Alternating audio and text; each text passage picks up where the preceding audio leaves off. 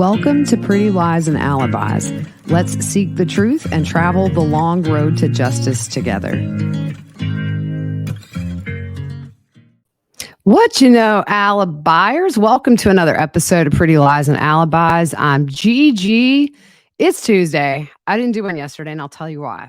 Because when I started doing this mega series about 2 months ago, just kind of researching everything again from the beginning, I left Charles's murder. Unfortunately, we're just at that point in the timeline, but I left a lot of research for a later time because I really just wanted to super focus on everything about that day and sat down to do the episode yesterday and realized I wasn't done.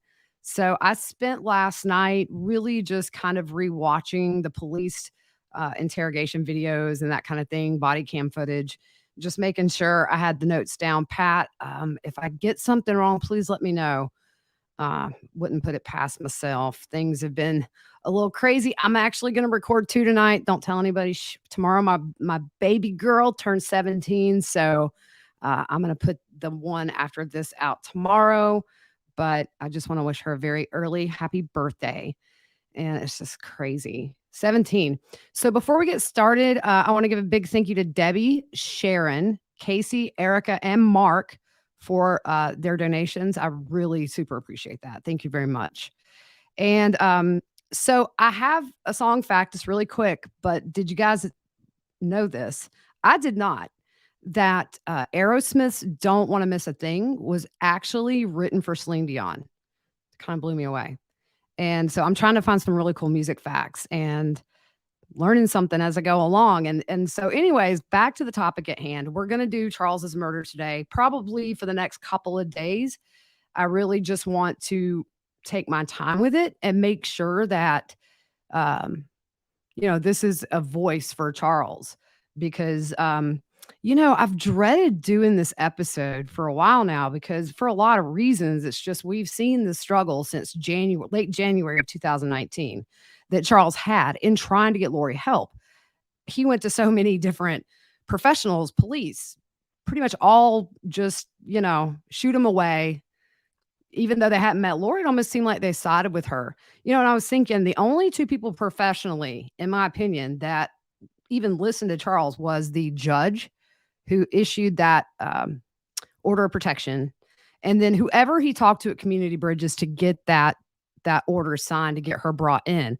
Other than that, it's so hard to watch all that body cam footage that we went over a couple of weeks ago where Charles is just pleading, please, like she's a danger to herself and to me and to her kids. And here we are. And, the thing about this is this really set everything in motion at a really fast pace because after Charles's murder, I mean, by the end of August, Lori's moving.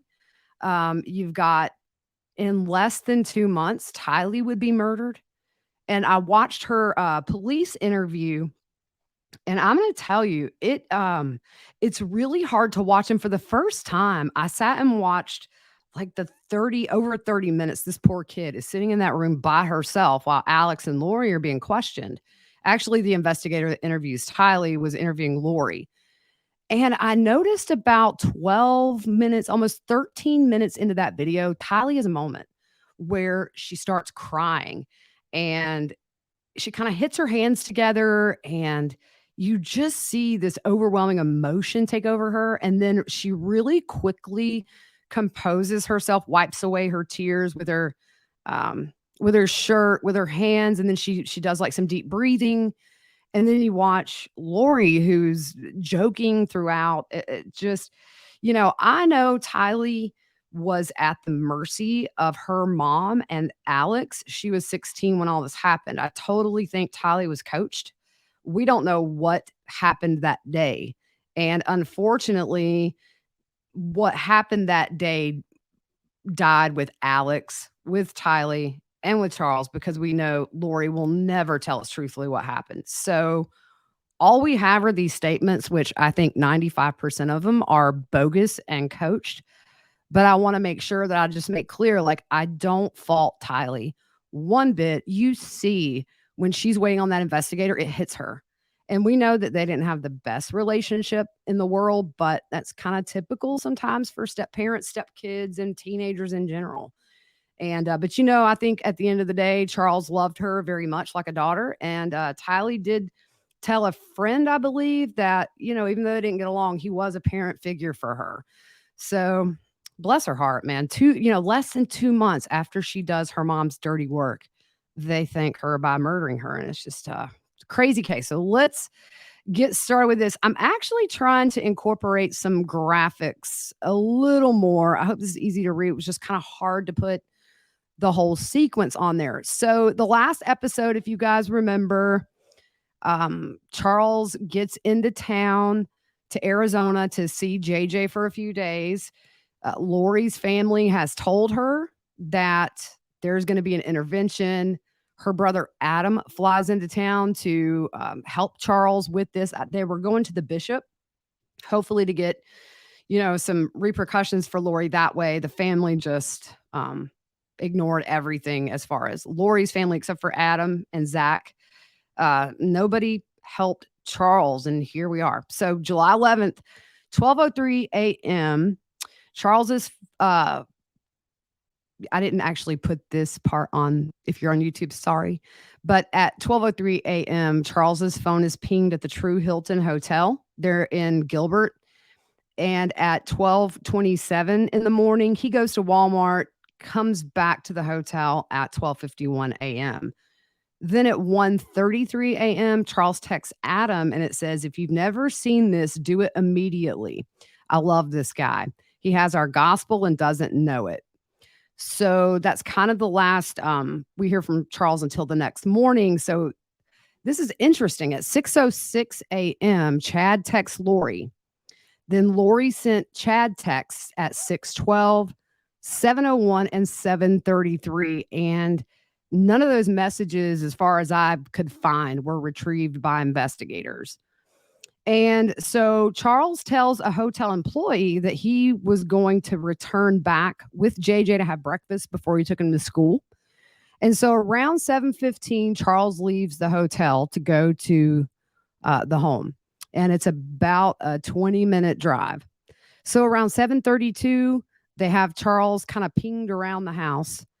And then at 7:33, Lori texts Chad, and you can maybe kind of figure it out. I mean, it's close to Charles getting there.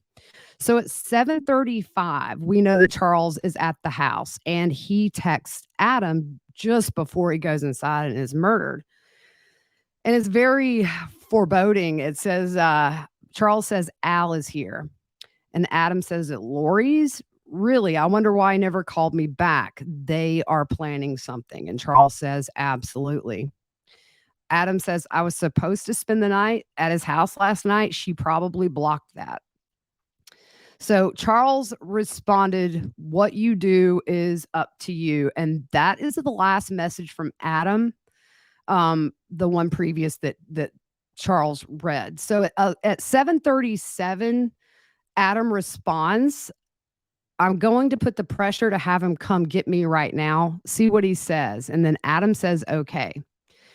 So at this point, Charles is in the house, we think. So at 7:49, Adam sends the message to Charles that actually wouldn't be read until 12:13 p.m. when Lori has Charles's phone.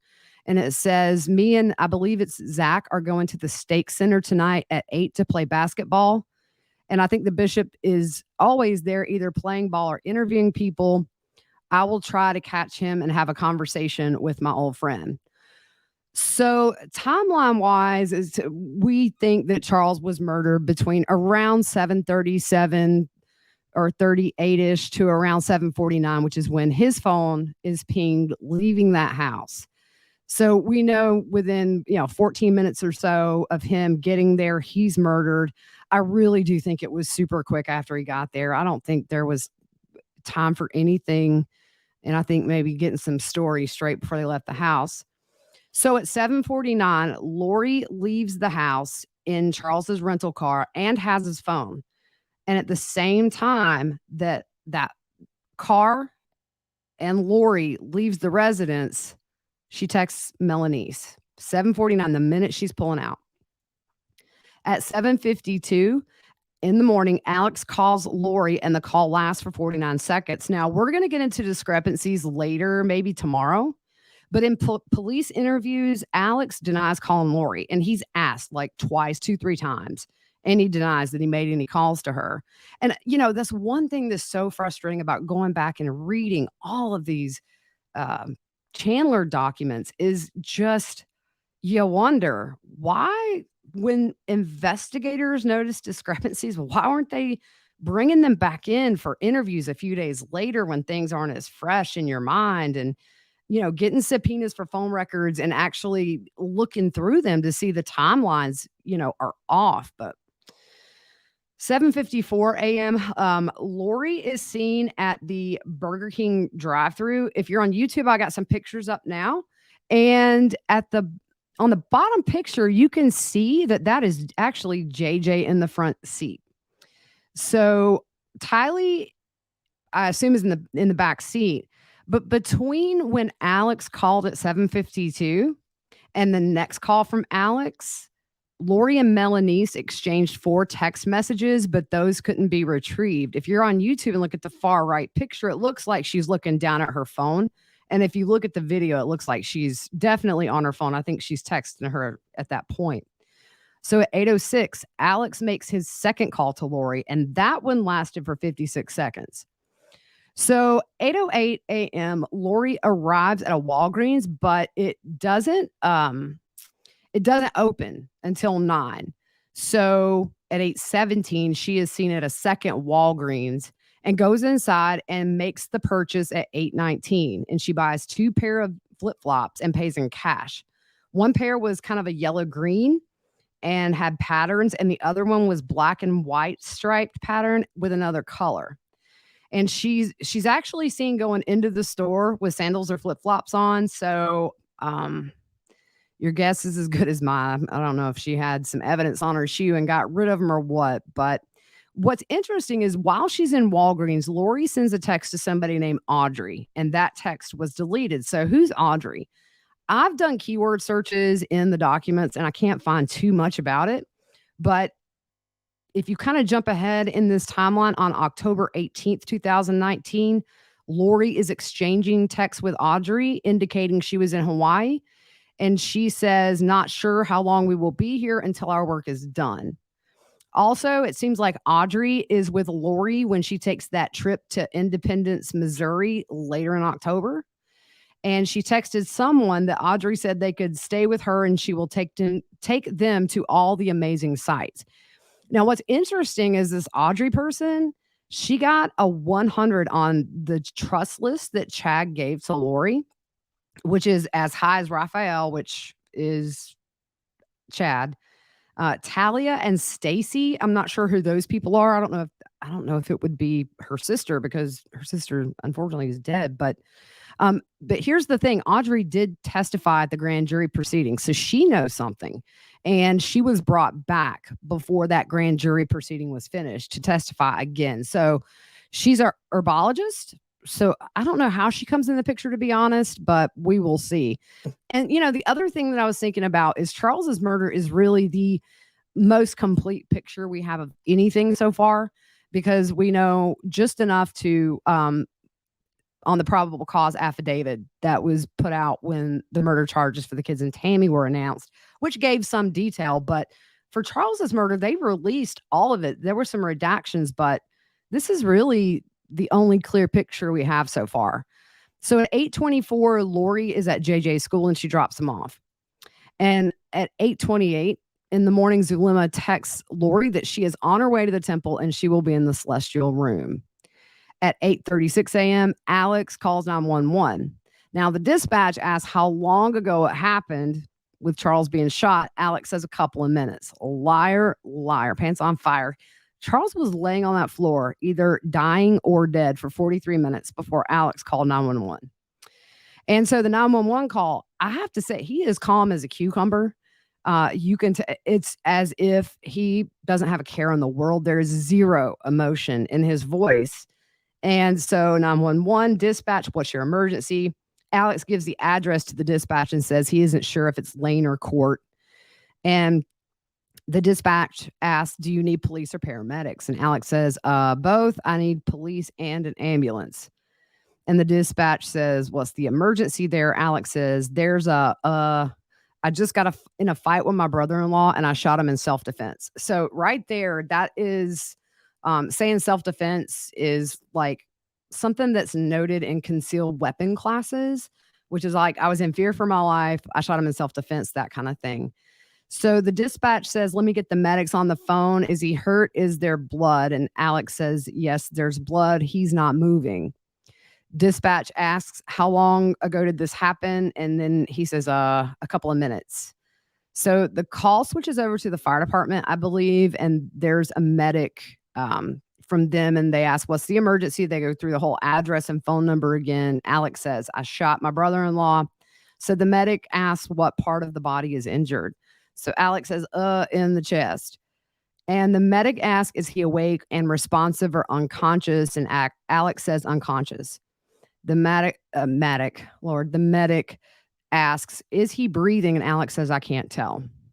So the medic says, are you willing to go over to him and check? And Alex, in the most casual way, is like, sure. It's weird. It's creepy to listen to. So the medic says, okay, just let me know if you see his chest going up and down. How old is he? Alex says, he's not moving. He's 60. So the medic says, okay, and are you wanting to start CPR? And Alex super calmly says, no, I don't know how to do that. Now, what's the only good thing about this is that karma comes back to bite Alex in the booty the day he dies, because his stepson doesn't want to do CPR either.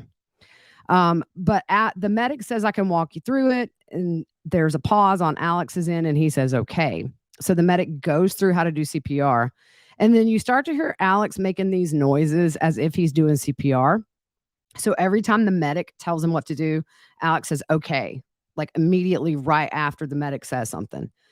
The medic asks, where is the gun now? And Alex says it's in the other room. So the medic says to keep going with those compressions. And at that same time, she's starting to transmit information to police dispatch. So the police dispatch comes on and says, what's your name? He says, Alex, last name is Cox. They ask, where are you now? He says, in the living room. They ask, where's the gun? He said, it's in the bedroom. Who else is in the house with you? Alex says, just me. They ask what kind of a gun it is. Alex says it's his gun. It's a 45. And the police ask, a pistol, a 45 caliber pistol? Alex says, yep.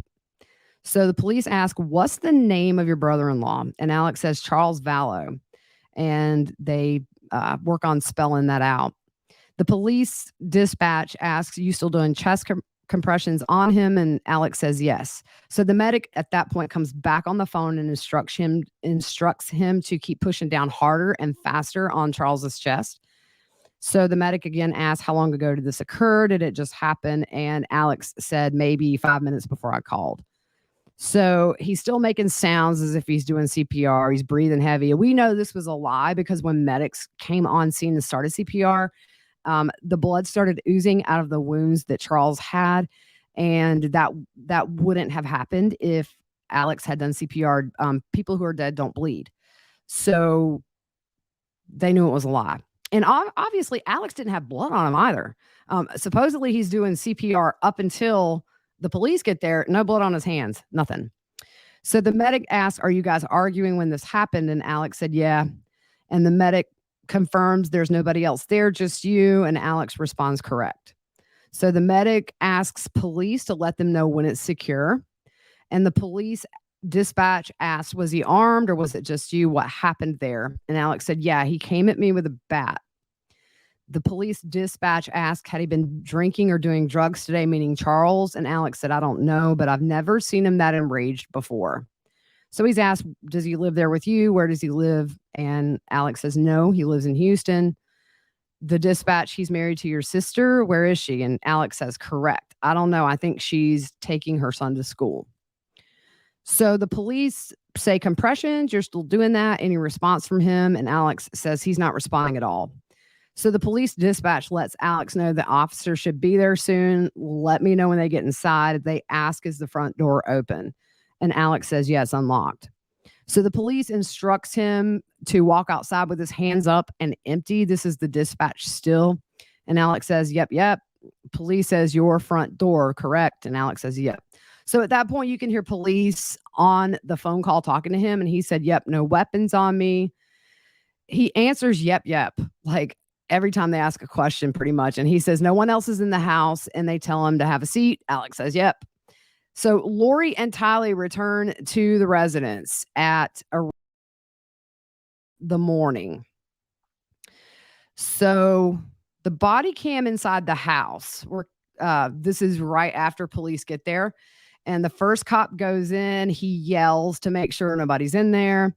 And then he says, we've got one subject down, apparent gunshot wound to the chest. And another cop walks up, and the officer inside says he's right here in the living room, and the firearm is going to be in the front bedroom laying on the ground next to a case. So he walks through the house, and in the background, you can see medics trying to do CPR on Charles. And as the cop is walking past the people in the living room where Charles is, you hear someone say 1, 2, 3, 4 shots.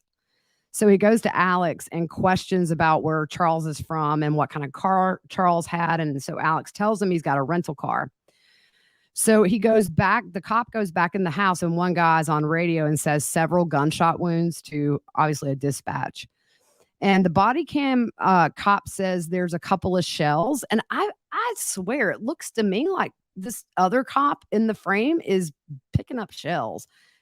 I couldn't tell for sure, but I mean, look, this investigation was, I'm not an investigator. I didn't go to school for this, but I can tell you right now, the inconsistencies and the mistakes were just overwhelming.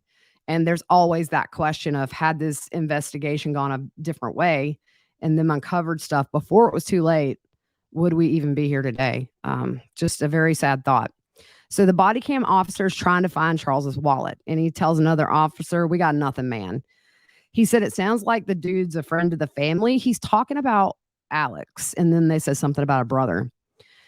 So one officer in the living room says he shot the F out of him. And he points out the room where Alex was staying to another officer. So in the officer's report, it stated there was no movement in the residence, at which time I entered. I'd observed a white male, now known to be Charles Vallow, laying on the ground in the living room. It appeared Vallow had been shot 2 times in the chest, as there were 2 .45 caliber shell casings to the immediate right of his body. I checked Vallow for a pulse, which was negative. So now we move to the interview outside the house with Alex. The cop tells Alex to sit down, and he asked if Alex had ID. He says yes, and the cop asks, what happened today? How does it get to this? Alex says, I don't know. He was in a rage. And the cop asked, what's going on? What's happened? And Alex says I think he said he was talking about my sister earlier. Sometimes it's hard to hear, especially when Alex is in the back of the cop car. But the cop's like, okay, so just like in the last 20 minutes, what happened? And Alex says he came at me with a bat. Cop wants to know, does he live here? Is he visiting? Alex says he came to pick up his son. And the cop said, is his son inside? And Alex says, no, my sister took him to school. So the cop says, okay, it's just you in the house, you at the house. And Alex says, yes. And the cop says, what time did he come to pick up the son? And Alex says, 20 minutes ago, maybe. And this is at 8:43 a.m., according to the body cam. So literally, Charles has been dead nearly an hour. And again, if they had tracked some phone movements, they would have seen this timeline was way off, and they would have seen that there were calls made. Just insane. So the cop says, okay, so you know who he is? Alex says, yeah. Alex says they were talking earlier, and then she left, and he got into it with me. The cop says, like, what do you mean? And Alex says, I don't know. He was accusing me. And then Alex stops. So Alex at this point, I think, is kind of pacing a little bit. And the cop says to come over here, and the fire truck is pulling up, and he says it'll be really loud. So Alex gets up and walks, and the cop, this is the part where he was kind of pacing. So the cop asked, what was he accusing you of? And for a few seconds, Alex is just silent, and he kind of walks. And he says, I don't know. He was just yelling at me. And the cop says, about what? And Alex said that he had broken up a tussle with Charles and Lori earlier. And he told me not to interfere with him anymore or I'd pay. And then he came at me with a bat. So the cop says, okay. So he showed up in the house with a bat in his hand. And Alex says, no, there was a scuffle earlier with my sister and my niece got involved. So the cop is so confused. He's at, you mean earlier this week? Or Alex says, no, just this morning before they left. So the cop says, before your wife left. And Alex says, that's my sister. The cop asks who lives here with you. And Alex says, I don't live here. My sister lives here and my niece lives here and my nephew. I was just visiting for the night. So the cop says, you're visiting your sister. There's a tussle with her and her husband. Does he live here? Alex says, no, excuse me, he's in Houston. And the cop asks, is he an ex-husband? And Alex says, they're working on that. And the cop asks, did they get into a domestic? And Alex says, just this morning, they left and he came at me. And the cop says, they left, meaning who? And Alex says, my sister took my niece and nephew to create some space with him. Then he came at me. The cop asked, did he leave also? And Alex says, no, he stayed with me. So at this point, a neighbor tries to walk up and the cop says, who are you? And the guy says, a neighbor. And the cop's like, no, just go back. I appreciate it, sir. And the cop says, so it was just you and your brother-in-law? And Alex says, yeah. And the cop says, kind of go through it like, hey, don't touch my sister. And Alex says, yeah. And then he picked up the bat. The cop asks, where was the bat at? And Alex says, in the living room. So a cop who had been inside comes out to get information from the cop who's questioning Alex and also ask Alex some questions.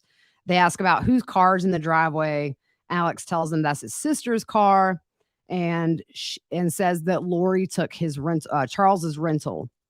So the other cop walks away and the officer continues questioning Alex and asks, what's this over? And Alex said Charles got physical with his sister and his niece, came out with a bat. Then he took the bat away from her. And the cop said, I thought you said your niece left. And Alex said, she did. This was before. So Alex said he was getting close to my sister and she came out to defend her, talking about Tylee. And then she poked at him and he took it away. I told them they needed to separate. So then my sister leaves with my niece. This is one of the big discrepancies that we'll get to later on. But Lori says she was in the house when the shot happened. Alex is like, they weren't here. The cop asks, how long ago did they leave? Again, Alex says 20 minutes. I don't know, maybe. And the cop says, so not terribly long ago. And Alex says, no. Alex says, then he's coming back at me. He's still got the bat in his hand. And I'm like, what are you doing? The cop asks, where are you both at? And Alex says, we're in the living room. Then I turn around and he hit me in the back of the head with the bat. So I went to my room and got my gun. And the cop says, so you went into your room, meaning the room you're staying in I think my earring just fell out, and brought your gun with you? And Alex says yes to all those questions. So the cop asked, you always bring a gun? And Alex says that he's a concealed carry, and yes. So at this point, Lori and Tylee get back. And the cop asked them just to stand over there for a second, just to the right in front of that red rental car, I believe. And Alex continues, then I told him to put the bat down and he wouldn't, and he came after me again. The cop says, so where are you at? Did you stay in your bedroom? And Alex says, no. And the cop says, why didn't you just stay in your bedroom and close the door? Is that something you didn't think about? Alex says, no, it didn't even occur to me. So the cop says, so walk me through it. Alex says, I went back into the living room and I'm like, what's your problem? The cop says, with your gun. And Alex says a big yes and says, I want you to put that bat down. And he wouldn't do it. And he came at me with the bat again after he's already hit me in the head. So I shot him to stop him.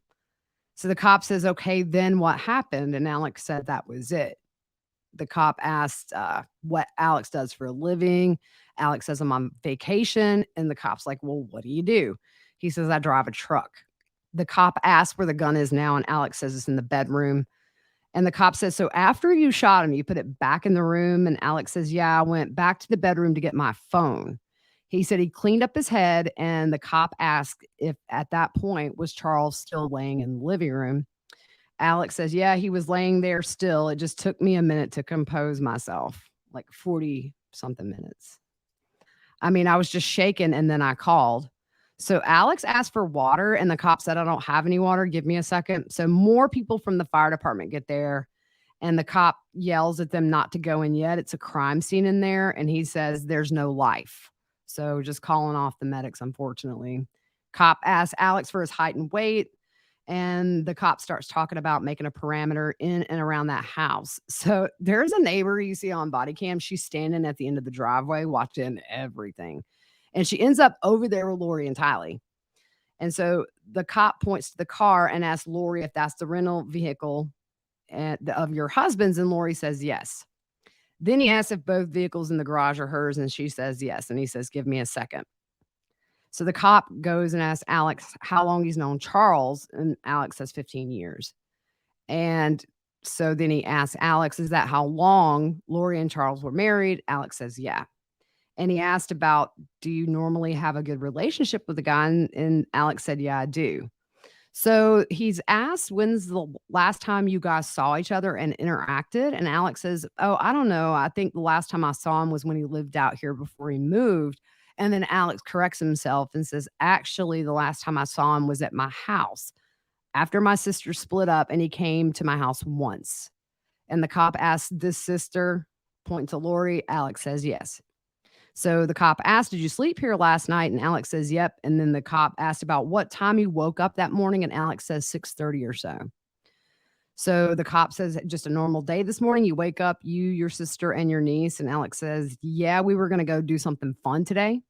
And the cop asks if there's anybody else in the house besides you three this morning. And Alex says, my nephew was at school.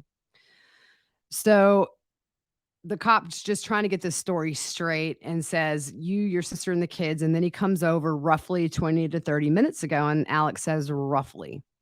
So another cop walks up, and the officer brings him up to speed on who's who, what's happened. And so the cop asks Alex, you live in Santan Valley. Is it just easier to hang out here? And Alex says something about staying there last night. He asked, are you and your sister very close? That's a loaded question right there, dude. And Alex says, yeah, we were planning to do something today.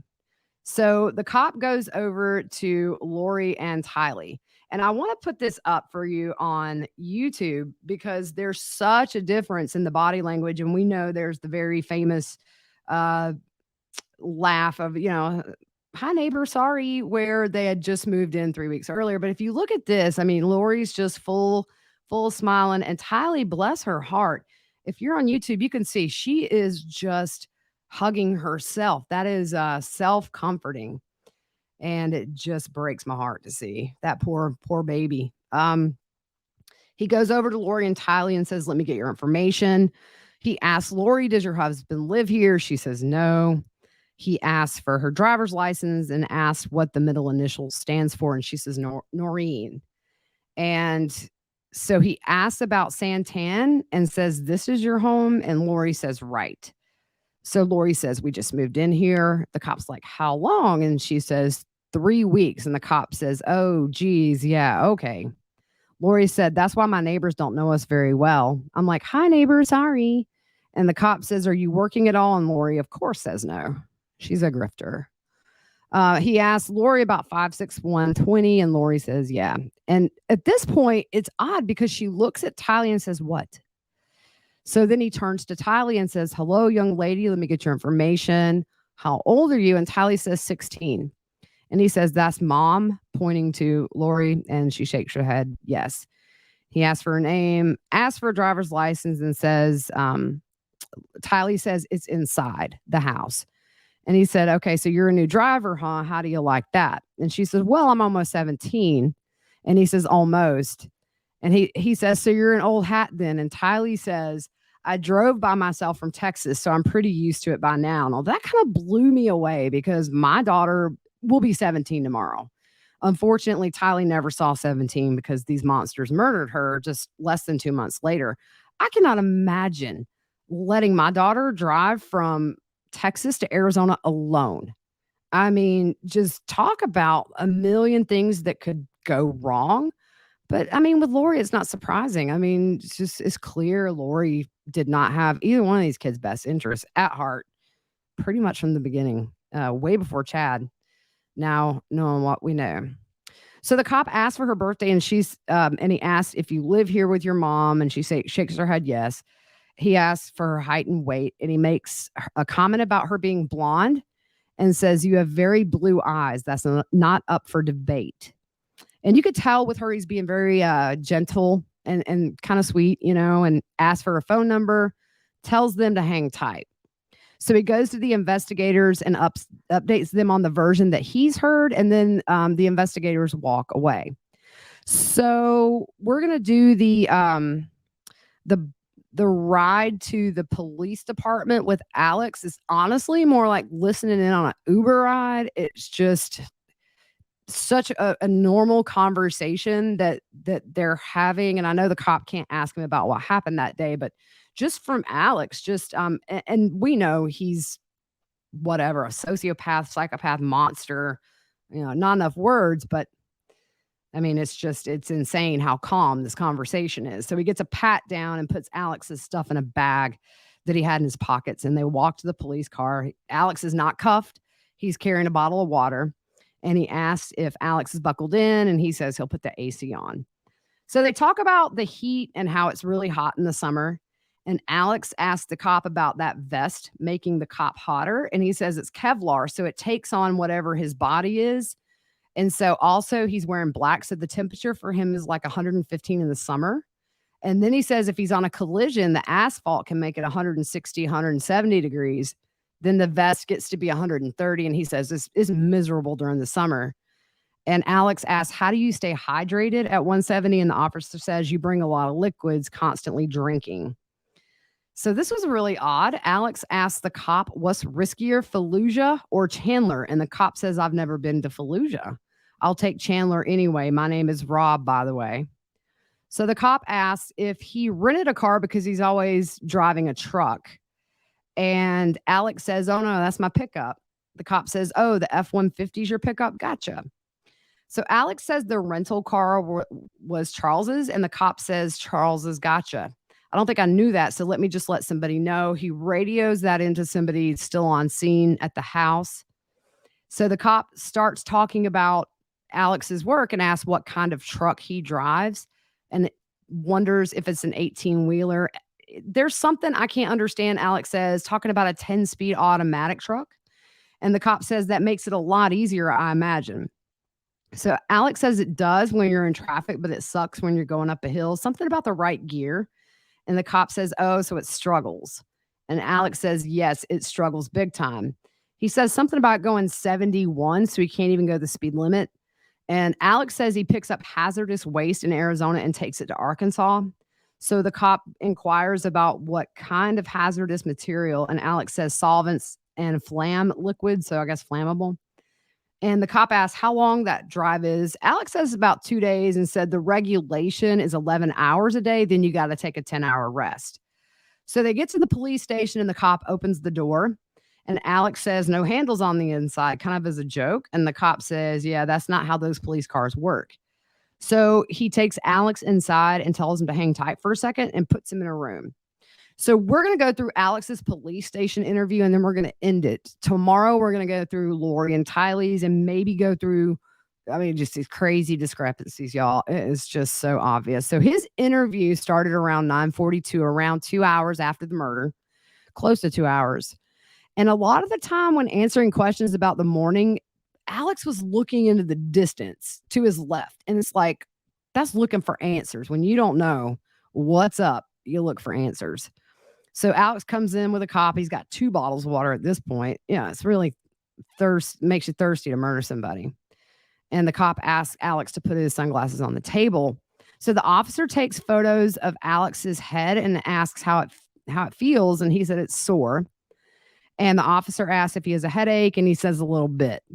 He asks Alex if he's nauseous, and he said he's a little bit. So the officer says, do you want me to call paramedics to check you out? Alex says, no, I think it's more adrenaline than anything. I'm going to throw these. Actually, I didn't put them on here. I was going to throw pictures of his noggin up here. But anyways, let me see if I can find them real quick. No, we'll do that tomorrow. So anyways, the officer asks if he has any medical issues, and Alex jokes that he's extremely overweight, and he laughs. So the officer asks about high blood pressure, and he says it was a little high just last physical, but nothing major. So the officer is on his computer for a minute, and Alex kind of just sits like a statue. Um, and he drinks a little more water. Detective Moffat comes in, and he confirms Alex's current address and asks Alex if he works. Alex says, I'm off this week, drives a truck. So Moffat tells Alex that he has very little information on what happened this morning. And so he asks his sister's name. Is it Lauren or Lori? Alex says Lori. He says he wants to get the facts. And he said some of what Lori told them don't match up with what Patrol told him. So he says, walk me through what happened today. So Alex says that he stayed the night at Lori's house and they were planning to do something, a fun day, and they hadn't really decided. He said he was maybe going to take her to the range or take JJ to some water park, a movie or something. Now, here's the thing. Number one, they knew Charles was coming to get JJ to take him to school, and it was a school day. We're going to take JJ to a water park? Like, really? So, and that's the thing is Lori, tells the investigator he's coming to pick him up for school. But yet Alex says, we're going to take him to a water park. This morning, Charles showed up, and I don't know what started it. He was following her and yelling. And then I got between, and then he says, Tylee came out with her bat. I had separated them for a minute. He says, my sister walks around me to go to the living room, and Charles was following Lori yelling. Tylee told him to get back. So she took her bat and shoved him, and he took the bat away. I said, what are you doing? And got between them.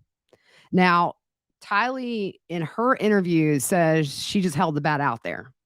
So that's going to be another discrepancy. So when he hit me, I just went down. When I got up, he was still yelling. So I went to the bedroom where I was staying and told him to put the gun down. And he said, or the bat down. Now, I wonder if that was a Freudian slip because he said, he said, I went into the bedroom where I was staying and I told him to put the gun down. And then he said, oh, the bat down. Just makes me think, is that kind of his brain subconsciously going back to maybe Charles saying, put the gun down. So he came at me and was saying, what are you going to do? He came at me with a bat. I said, put it down, and he wouldn't and came at me. So the investigator asked when the argument first started between Lori and Charles and where in the house were they? Alex says, I don't know. I was in my bedroom.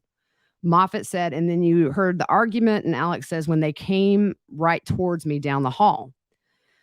And the investigator says they were coming down the hallway towards the bedroom, and Alex says, yes. So the investigator's like, okay, you hear the argument, you step out. What's the first thing you see? Alex says Charles is chasing after Lori and yelling.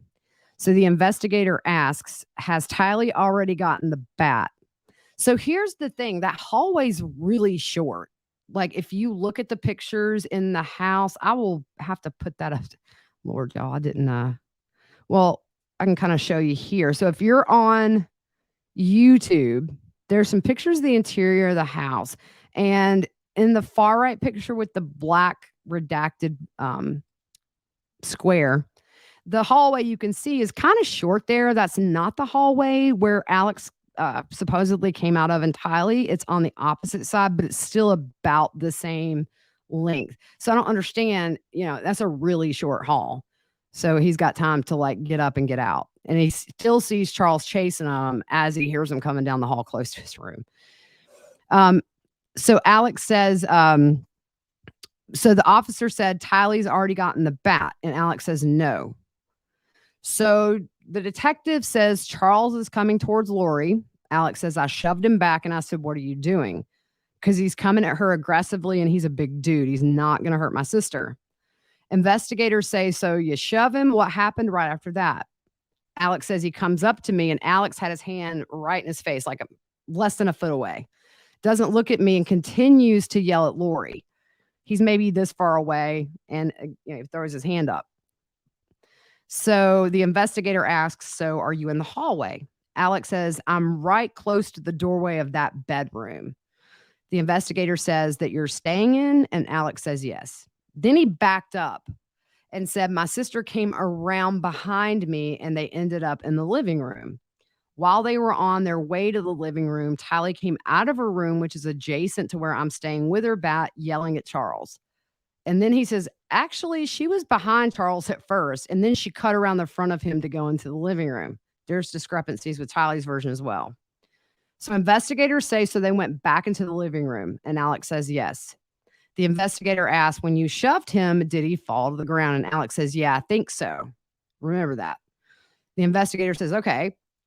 He falls to the ground. He gets back up. You're blocking between him and Lori, and Alex says yes. And he's basically talking past you and yelling at Lori. So Alex says, yeah. So the investigator asks, what's he saying? And Alex says, I don't remember. So that's another thing that doesn't make any sense to me is that Alex and Tylee, neither one could say that this was over a phone, which apparently Charles, according to Lori, is give me my phone, give me my phone. She's kind of running around the house with the phone. But Lori is like the only person that knows what they were arguing about. Alex, I don't remember. So investigators say, so as you're standing there between them, what happened right after that? Is that when Tylee came out with her bat? Alex says, no, he backed up. He yelled something and he backed up, and Lori went by me and around me in the hallway. So he backed up. I cleared the doorway. So she came around and Charles was behind her, pursuing her aggressively. Tylee came out and yelled at him with the bat, which he just said Tylee was behind him. So if they're already going to the living room, how is Tylee going to get behind Charles like in that hallway? So Tylee gets into the living room and goes around to the front of him and tells him to back off. So the investigator tells Alex to draw a diagram of where things happened. And I'm curious why they didn't get Tylee and Lori to do the same thing. Only Alex was asked to do this. It could have really sounded off some alarms. But Alex says Lori came into his room and he stopped Charles. And so the investigator's like, oh, so she came in your room? And Alex says, yes. The investigator says, so she comes into your room and that's when you pushed him. And Alex says, yeah. So the investigator says, so you push him down and he gets back up. And his response is, yep. And then he backs up. Then Lori goes around me, goes around him, and they're still going at it. And then Tylee comes out and she hears what's going on. So the investigator asks about the bat and asks if it's metal or plastic. And Alex says that it's aluminum. So he's still on that diagram. And then he says Tylee comes at him, meaning Charles. And then Alex starts laughing in the interview. He says she's tiny, so that's like her thing. She wants to help defend her mom. She comes at him, and then the investigator interrupts and says they've already moved back towards the living room, and Alex says right. Then he takes the bat away from her, and I stepped towards him, and he turned around and cracked me. Remember that. The investigator asks, is that the injury to the back of your head? Alex says yes. And then Alex says, well, there was some shoving first, and I got spun around, and then Alex makes a sound with his mouth and said, popped. So I grabbed my gun and came back out. Charles is still yelling and threatening me. So he's still on that diagram showing at this point where they are. The investigator asked what happened when you came out with the gun. And Alex said to put that bat down. And he says, Charles is like, what are you going to do? Are you going to threaten me? Alex shrugged his shoulders and says, I said, no, I'm just going to defend myself. And he pauses a ton in this sentence, in this interview, by the way. And he says, I'm going to defend myself. So put that bat down. He goes, what are you going to do? And Alex kind of lunges forward as if Charles kind of lunged at him. And then he came at me and he had already hit me in the head. So the investigator asked, what was he doing with the bat when he came at you? Alex said it was in his right hand, and he gestures to the bat being held down low, like towards his like the barrel would be towards his legs. And the investigator says, so he's coming at you. How many times would you say you told him to put the bat down? And Alex says once. The investigator said he started advancing towards you. Alex says, yes, really. And he says, like, really enthused, like he's enthused. Yes, yes. And the investigator asks, how many shots did you fire? And Alex says, I don't know, a couple. The investigator asks, were Tylee and your sister, the whole time the investigator is asking Alex these questions, he's shaking his head no. So the investigator is asking, are Tylee and your sister in there? I'm sorry, yeah. And Alex is shaking his head no. And the investigator wants to know where JJ is during all this. And Alex says, he's already out in the car, I think.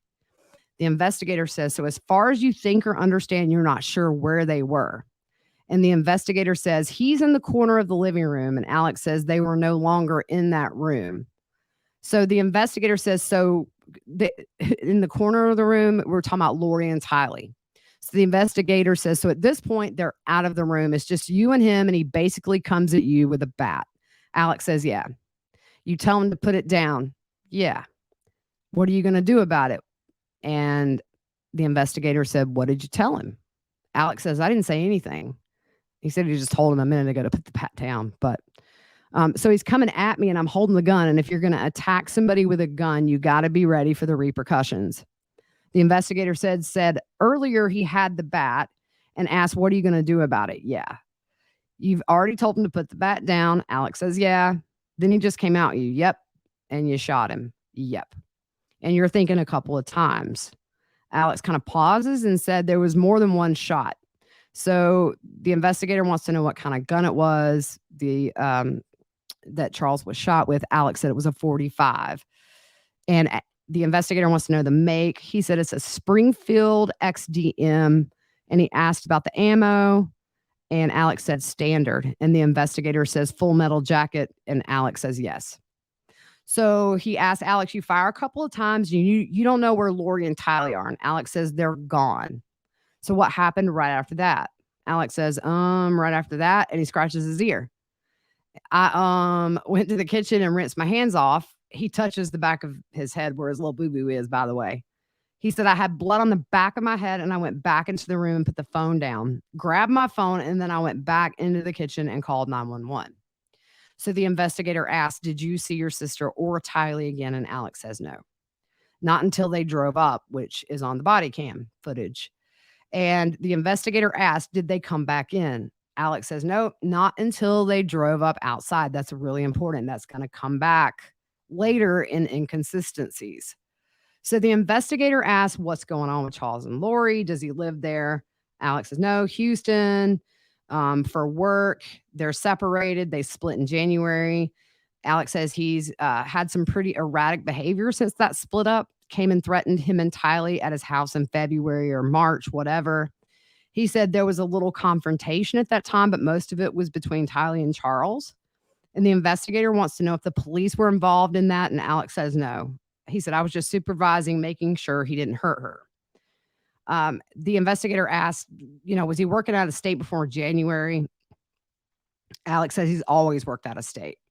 He does annuities. And the investigator asks, what was he in town for today? And does he come in town often? Alex says occasionally to see JJ.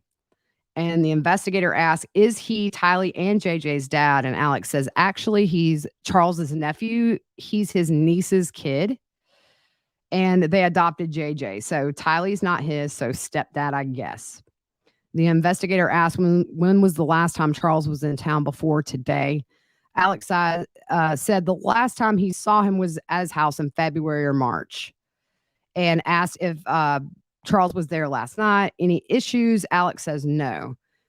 He's asked, is there a history of domestic violence between Lori and Charles? And Alex says not physically that I know of. So the investigator wants to know how old Charles is, and Alex says maybe 60. And how old is Lori? Alex says 44 or 45, and he kind of laughs and said, it's sad, I don't know. So then he laughs, takes a swig of his water, and says, it's hard enough to remember my own birthday. After 45, who cares?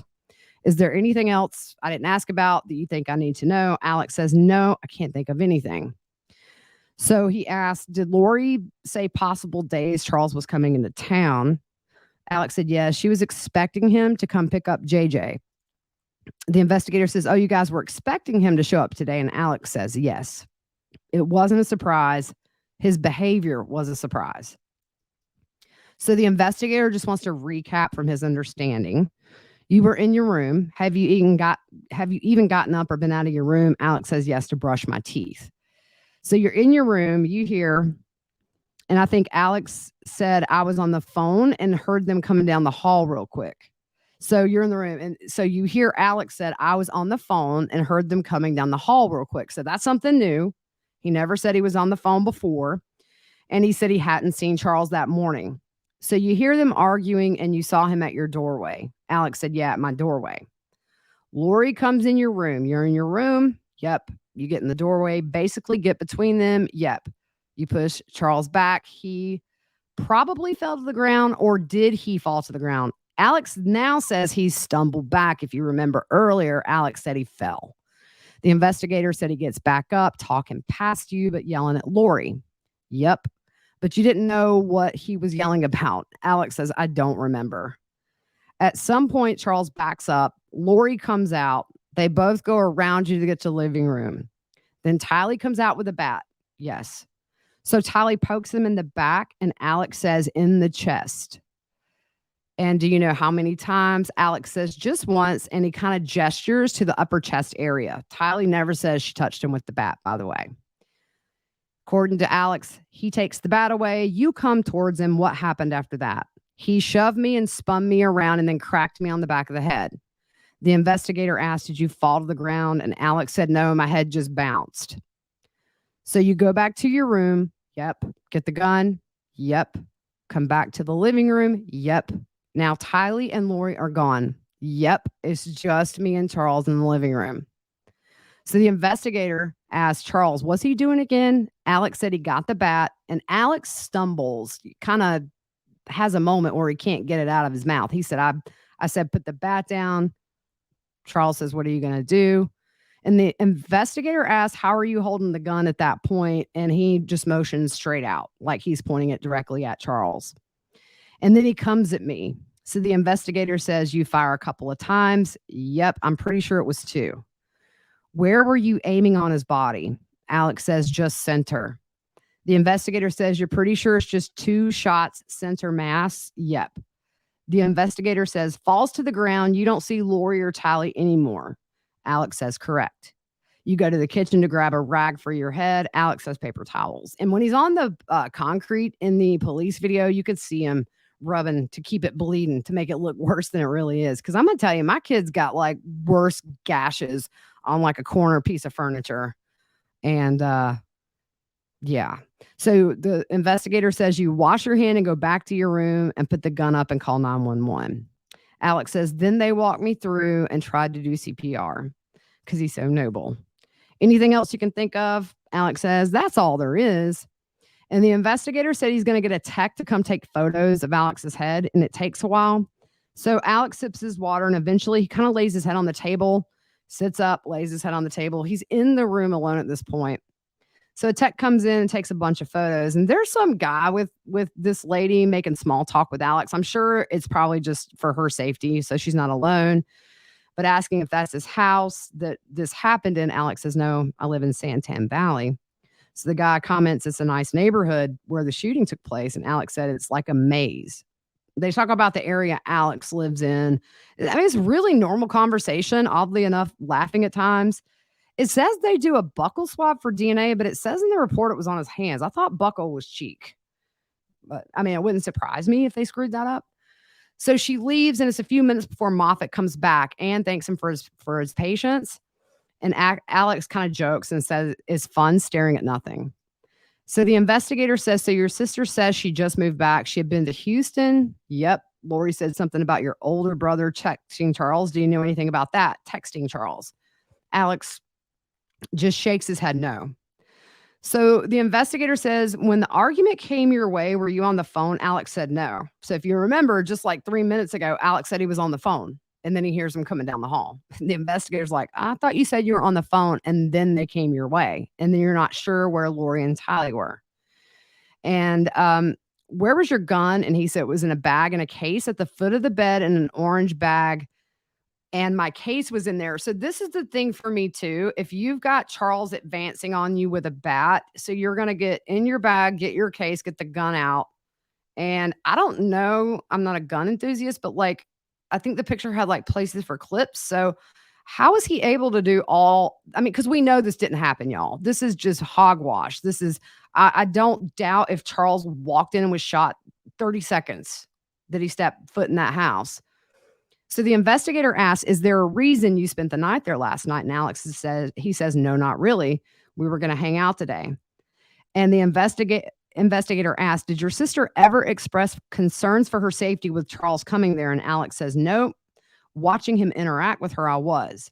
Now, here's the thing, and we haven't got there yet, obviously. Tomorrow's episode, we're going to do Lori and Tylee's interrogation video. Lori specifically says in hers that she asked Alex to come over because she was scared of Charles, what he might do, and she wanted Alex there because she trusted him.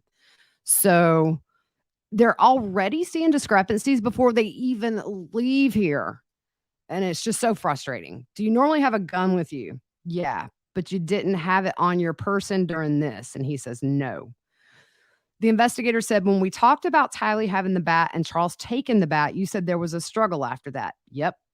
I grabbed him from behind and then we went to the ground and we were separated and he hit me and then I left. So again, there we have another version of where he kind of spun me around, cracked me in the head. Did you fall? No, my head just dipped. Now they're on the ground.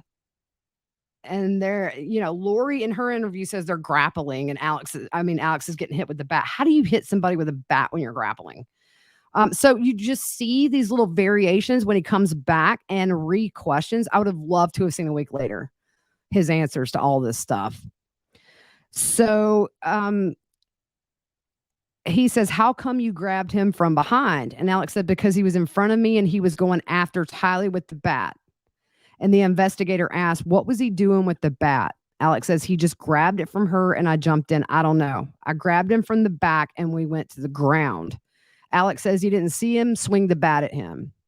So Alex says, now we go to the ground. I get up. He hits me in the head. I don't know if it was with the bat or not. I assume it was. He had it. The investigator says, so you go back to the room. You don't know where Lori and Tylee are. Alex says, no. Here's the thing.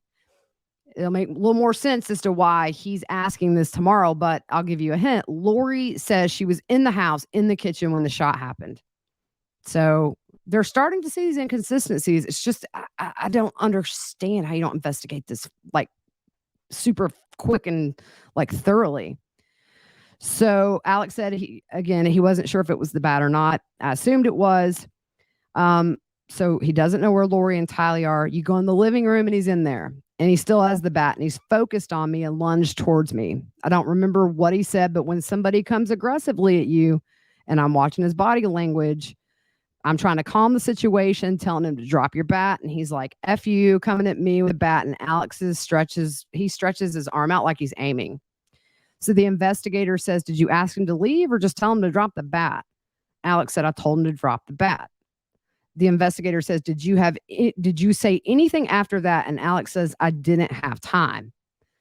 So the investigator says, you go to the kitchen, wash your hands, go to your room. Where did you set the gun? Alex says, on the floor.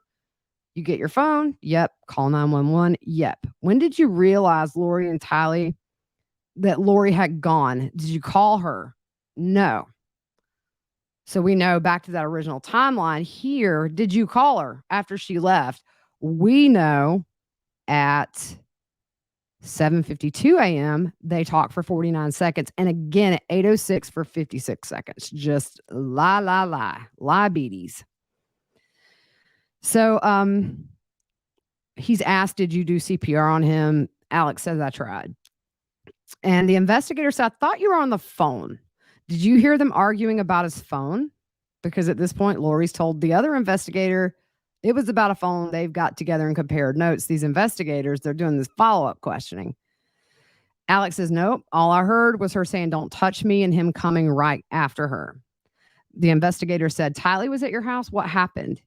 He was this is back in February, March. And Alex says he was going insane trying to locate Lori. They had split up. He was bugging everyone in the family, blowing up their emails, phones, text messages, anything he could do to get Lori to contact him. So he was just spazzing out. Tylee and I were pulling up to my house and he followed us and sped up and blocked my driveway and got out and run up real aggressively. Then Tylee got out and yelled at him for 15 minutes. He tried to leave, but Tylee wouldn't let him because she wanted to get everything out that was bothering her. So the investigator asked, he didn't go after Tylee at that time, and Alex says physically he did not. So the investigator asks, have you spent a lot of time around Charles? Yeah. Is he hot-headed? And Alex says, not normally. And he's asked, have you ever seen him like you saw him today? Alex says, no. And so he's asked, how would you describe him today? And he said, very aggressive, physically aggressive, going after Lori, Tylee, and me. I was shocked. They've been together 15 years. Did they live here before? Yeah, a couple of times. Austin, Chandler, Hawaii, back here. They split up. She went to Houston for 2 months. And the investigator says, okay, so he got her a place here. And Alex says, yes. I think we are almost done, guys. I just want to make sure that we get Alex's interview in today's episode, so it's a little longer, just because these inconsistencies of the sidewalk up to this are already glaring. It gets worse once Lori and Tylee are interviewed. So the investigator, again, knows what Lori has told this female investigator next door. She never said anything about having you come over because she didn't feel safe with him showing up. And Alex loudly says no. So, like, it's really quiet for 15 seconds. And Alex said he had threatened her in some emails and text messages saying that he was going to stop or destroy her. And he said that Lori had told him that a couple of weeks ago. So the investigator, again, still on this, you were under the impression she had you there to make sure he didn't cause an issue. And Alex says no. If you remember, probably in the last episode, Lori texts Alex, I'm going to need you to stay close to me, that kind of thing. I mean, they could have read these text messages, y'all. And I know I keep saying it, but it's just, at every paragraph, there's something glaring that just wasn't followed up on. So the investigator asked, you didn't bring the gun for that purpose? And Alex says, no, I always carry it. I have my other gun in the truck, and I thought we'd go to the range. My niece gave me a 380, and she didn't want it anymore, so I was going to take it for my sister. She has tiny hands, and I was going to let her shoot. The investigator asked, just recreational? And Alex said, yeah, I never considered Charles to be a threat before today.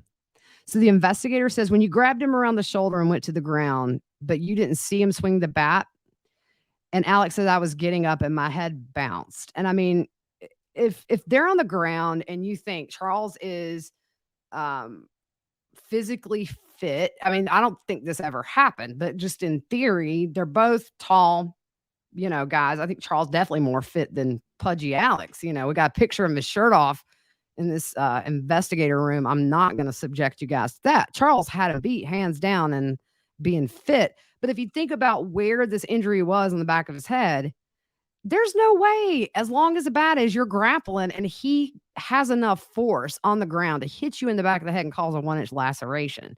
Makes no sense. He says, then I went straight to the room because this needed to calm down. I thought he would back down at that point, but he did not. So he asked, do you need medical attention? And Alex said he would like to get the cut cleaned up. So the investigator says, we'll get you to Lori and we'll get you and Lori and Tylee back to the house, but you still can't go in because they're still processing it. He asked Alex, how did you get the injury on his arm? And Alex says, I guess somewhere in the tussle. So the investigator asked, were there any strikes thrown besides you getting hit in the head? And Alex says, nope, just me shoving him. So the investigator said they're running a check to make sure he can carry. And Alex admits that he had an aggravated assault in Texas in 2007, which was for the tasing of Joe. But his rights have been restored. That was correct. He was able to carry. He completed all the terms and was able to legally carry. So he said he was never convicted. He pled guilty and completed his probation. So they come get him and says they'll take him to where Lori is, and he gives him his bag of stuff and he leaves. And at some point while Alex is talking to somebody during this day, he said, I feared for my life, which is taught in concealed weapons classes.